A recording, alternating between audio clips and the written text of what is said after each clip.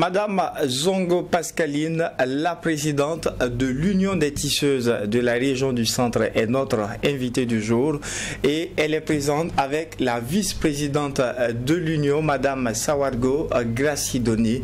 Bienvenue à vous deux. Merci beaucoup. Et justement, la thématique retenue pour nos auditeurs et téléspectateurs aujourd'hui est la promotion du pain tissé, l'impact de l'interdiction du fil importé. Alors, première question, Madame la Présidente. Aujourd'hui, quand on parle de l'Union des tisseuses de la région du centre, beaucoup se posent la question, depuis quand est-ce qu'on s'est regroupé en union? Quelle est cette date-là? Ok. Les tisseuses se sont regroupés en union en 2017. Parce que sous la demande de Monsieur le Président, ex-président, Marc-Christian Kabouré, parce que les tisseuses se sont approchés de lui pour demander des soutiens. Et puis il dit qu'il ne peut pas soutenir les personnes, chaque association qui voulait regrouper en union et faire une fédération. Donc c'est à ce moment que les régions se sont retrouvées pour regrouper toutes les tisseuses en union. Donc chaque région a une union de tisseuses. Donc la région du centre. Et après ça maintenant est née la fédération. Puisque ce sont les unions qui ont voté la fédération pour mettre en place. Alors, Madame la vice-présidente, on se pose la question donc de combien de tisseuses est-ce que l'Union compte à peu près aujourd'hui? Bonjour, ce matin nous sommes ravis d'être avec vous. L'Union des tisseuses de la région du centre compte plus de 1000 femmes. Nous sommes nombreux, nous sommes vraiment nombreux. C'est une activité qui relève vraiment le Burkina. Si tu es scolarisé, non scolarisé, si tu as la bonne volonté seulement de te rendre sur ce métier, tu peux t'en sortir. C'est un bon travail. Donc vraiment, on est là-dessus. D'accord. Alors, Madame la Présidente, on se pose aussi d'autres questions. Aujourd'hui, comment se porte le métier de tisseuse au Burkina? Est-ce que c'est un métier où aujourd'hui on arrive à vivre de sa passion? Est-ce que vous arrivez à vous en sortir dans ce domaine-là aujourd'hui? Merci de votre question. En tout cas, beaucoup de femmes s'en sortent actuellement.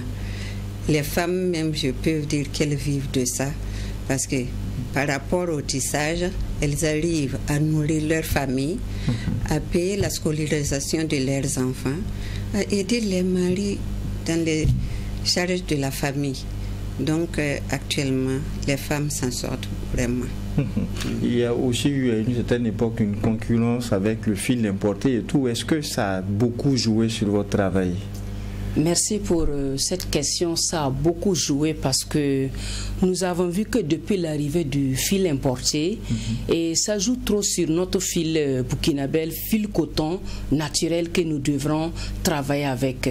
Donc c'est pour cela que nous sommes là ce matin pour solliciter à nous aider.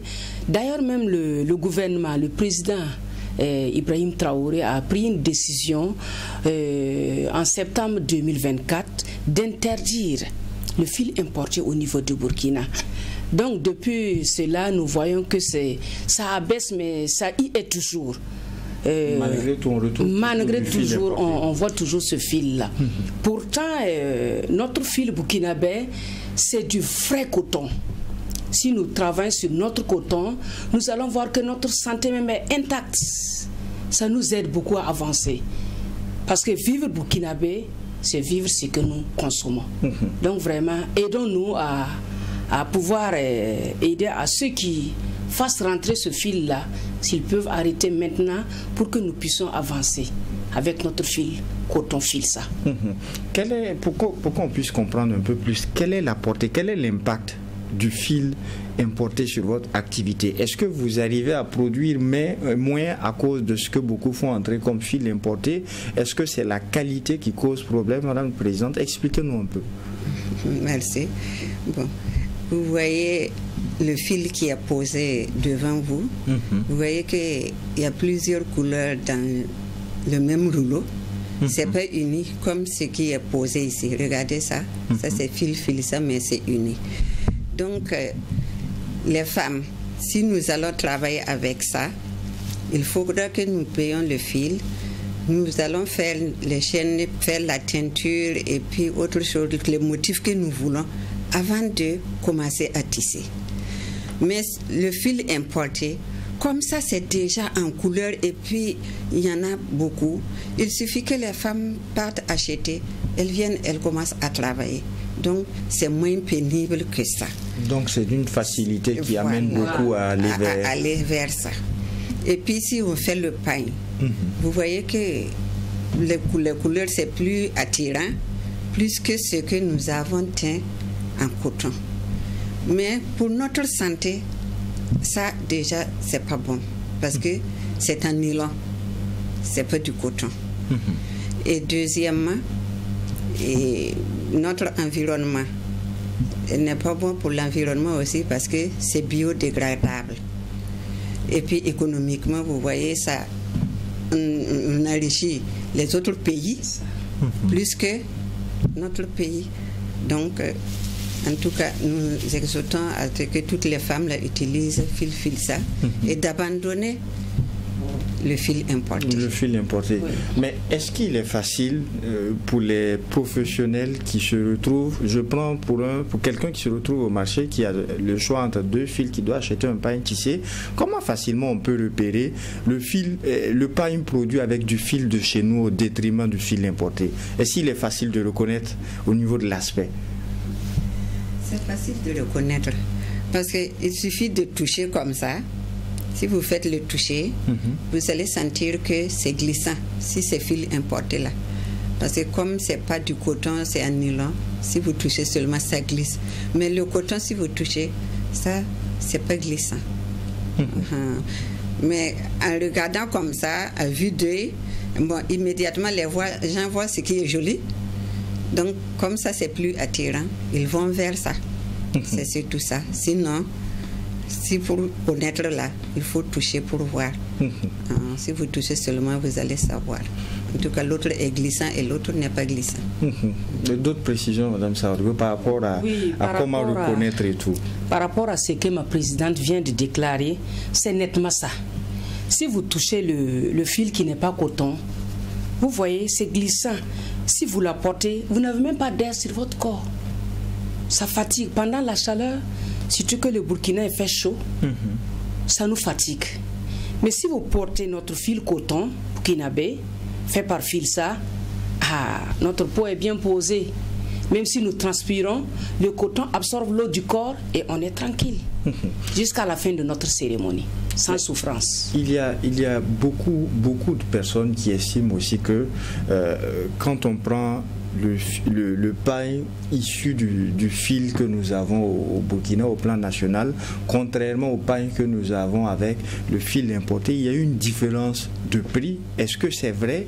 Et si c'est vrai, qu'est-ce qui explique que on se retrouve avec quelque chose de beaucoup plus cher quand il s'agit de ce qui est recommandé de notre fil à nous, contrairement à ce qui nous reviendrait de l'extérieur et qui va coûter un peu moins cher? Qu'est-ce qui explique cela?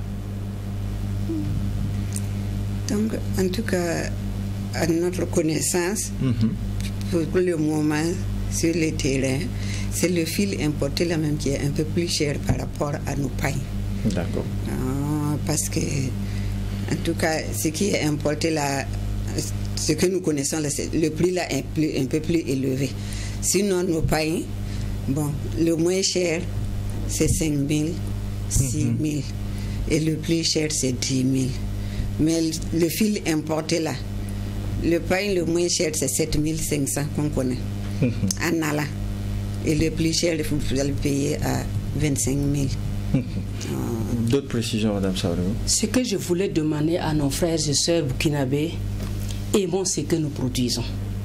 Sinon, le fil importé est plus cher. Et ce que je vois par rapport à ce que les femmes se jettent dans ce fil-là, c'est comme ma présidente vient de déclarer, c'est concernant les couleurs. Nous allons demander si Filsa pouvait nous aider à teindre nos fils. Ça allait nous revenir moins cher parce que en faisant, en fait, teindre les fils là, non seulement les odeurs des colorants, ça dérange les femmes, et des deux, c'est plus fatigant.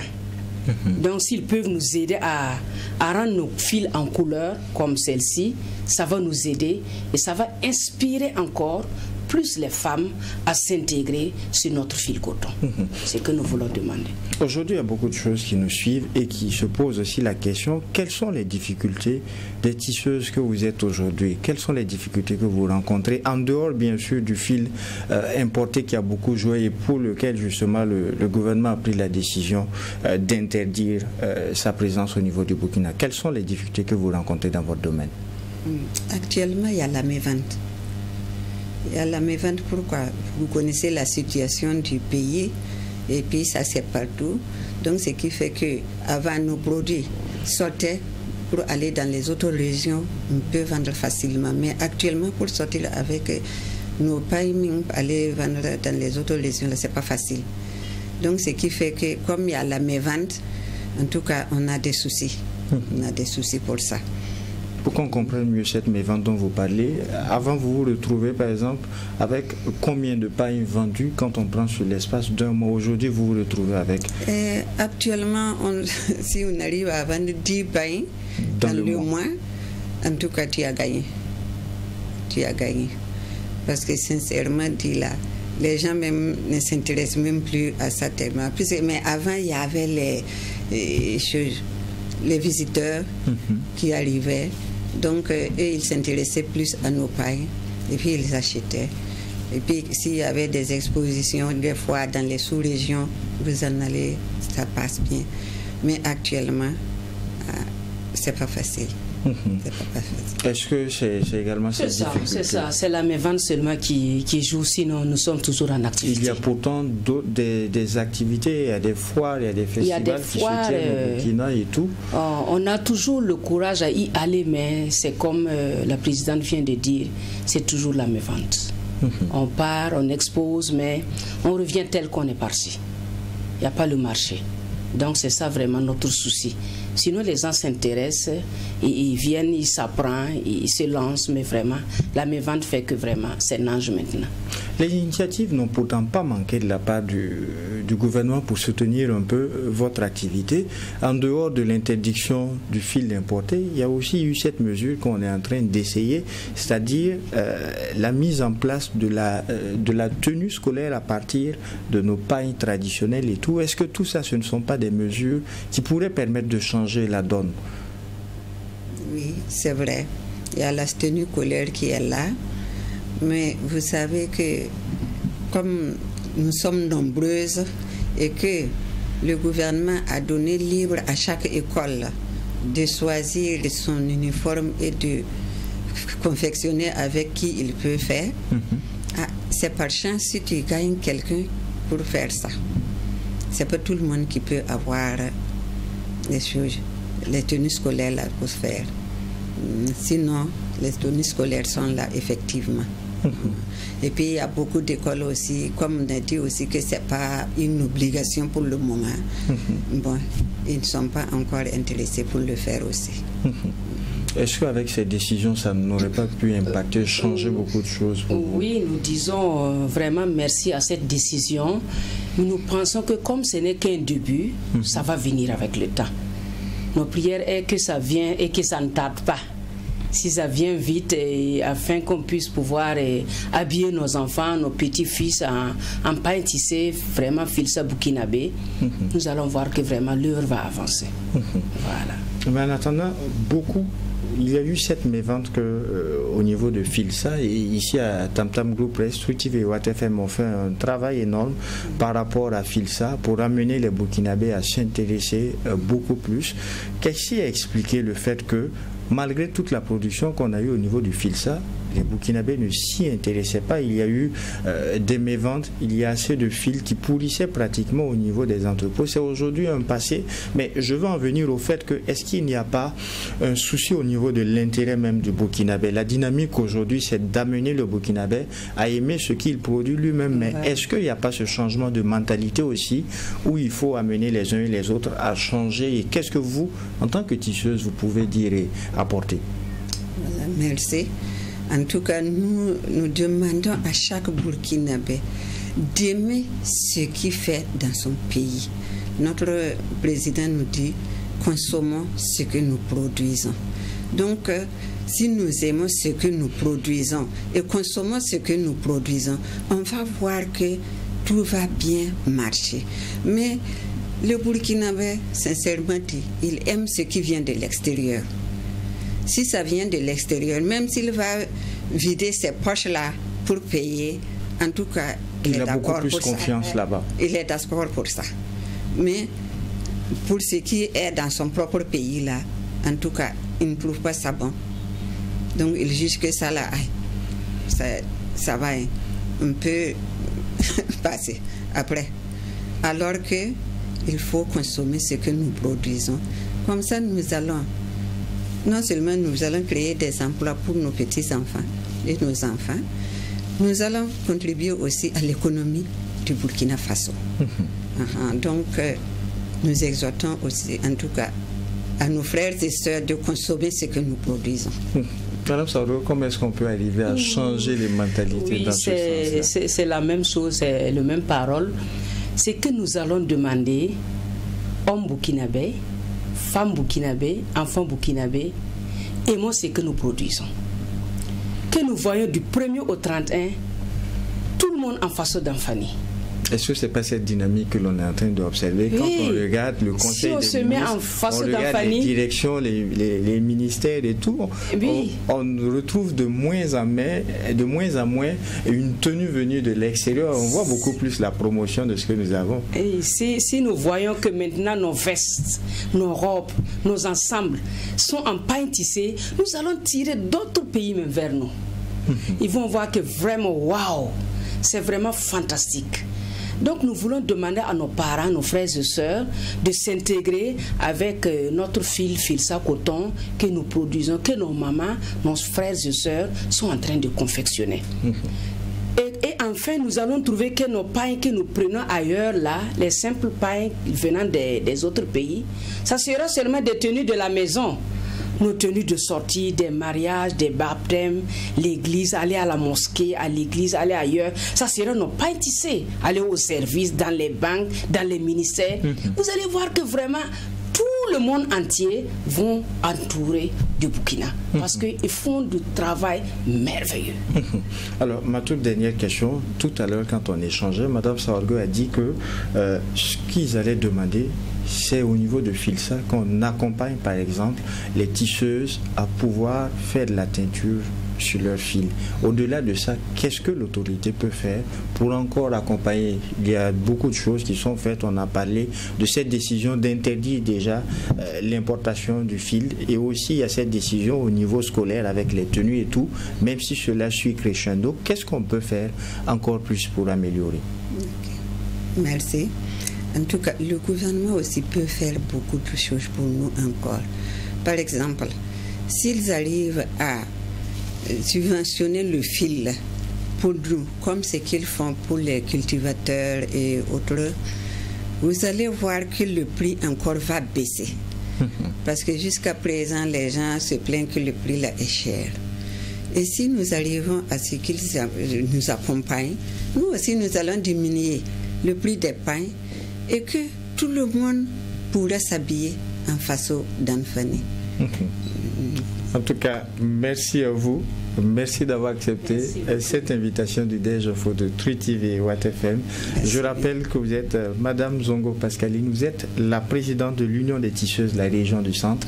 Et je rappelle également que vous étiez accompagnée de la vice-présidente de l'Union des tisseuses de la région du Centre, Madame Sawadgo Grassa Sidonie. Merci. Grandement merci à vous d'avoir accepté cette invitation. Merci beaucoup. Merci bien. Bonne suite à vous. Bonne suite. Merci. Merci à vous, auditeurs et téléspectateurs de True TV et Watt FM. Ainsi se referme donc ce numéro du DG Matinal Info que je prends toujours plaisir à vous présenter.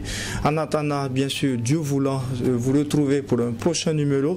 Non seulement portez-vous bien, consommons local et surtout que Dieu bénisse le Burkina Faso. Au revoir.